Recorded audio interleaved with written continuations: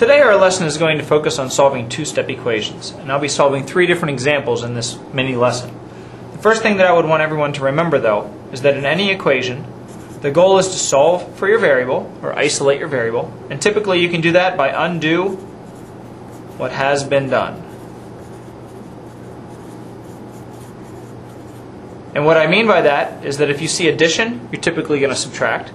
If you see subtraction, you'll typically add. If you would see division, you'll typically multiply, and in most cases, if you see multiplication, you'll typically divide. You're going to undo what's happening. So using this first example here, I have 3x plus 4.5 is 39. I'm going to subtract away from both sides 4.5, leaving me with my 3x equals 34.5. I have multiplication happening, so I'm going to divide by 3 to both sides. I have some decimals there, but that's not going to slow me down. I'm going to end up with x equals 11.5. Now we are going to show a check, but I'll come back to that momentarily to see if this answer is correct. Let's move on to the second example for now. Let's keep that theme going of undoing what's been done. I'm going to add 2 to both sides to undo the subtraction. I end up with x divided by 4 equals 3. Now in this case I'm going to switch colors because I'm going to do a step that is a little different than you might expect. I have divided by 4, so I'm going to show multiplication, but I'm not going to put x4. I'm going to show parentheses with the small 4. And that's going to indicate to me that I'm multiplying. These 4's will cancel, and I'll end up with x equals 12 in this case. Again, I'm not going to confirm that answer just yet, but I will soon.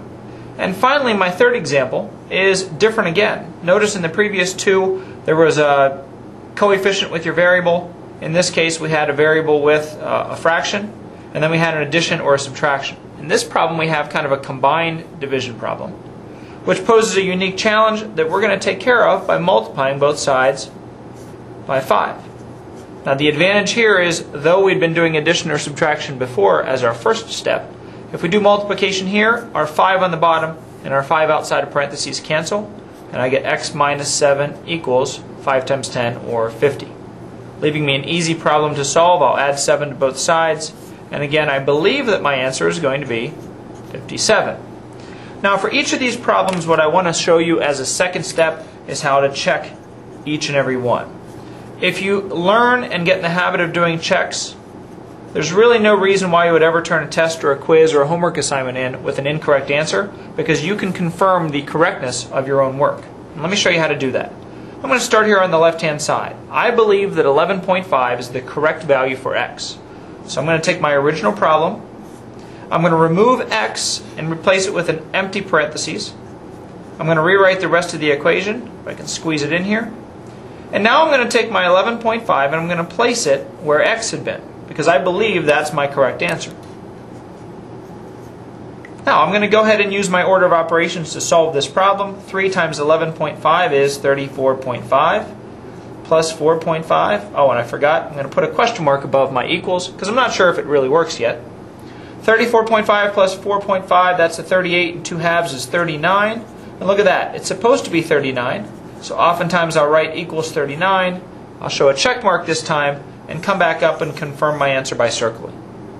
Now you'll see me do that 2 more times, but I'll do them kind of quickly. Again, take out the x from my original equation, replace it with the value that I believe is my answer, in this case 12. Now use my order of operations. 12 divided by 4 is 3. 3 minus 2 equals 3. That seems to indicate that I have a problem, because 1 definitely does not equal 3. So what I would have to do in this problem is go back up in and find my mistake. I'd be curious to see if anyone could find it. I see it. 3 plus 2 is a 3. Well, I don't think so. It should be a 5. So I made a mistake in the problem. Of course, I don't have the room to show it here, but this does emphasize the idea that anybody can make a mistake, and doing the check will surely remind you that something bad has happened. Alright, so this problem I would have to go ahead and I'd have to fix this problem before I turn it in on a quiz. Finally, let's check one more. I have x minus 7 divided by 5. I'll take out the x. Minus 7 divided by 5 is supposed to be 10. I'll replace it with 57. Let's hope I got this one right. 57 minus 7 is 50. Divided by 5 is supposed to be 10. Again, I forgot my question marks up here. 50 divided by 5 is 10. Check mark, and this one I can confirm. So what you've seen today is the idea of undoing what's been done. You've seen some solutions. You've seen how to check your answers, and you've even seen what it looks like when you make a mistake. Tomorrow we're going to be working on solving and graphing inequalities, so stay tuned for that next video.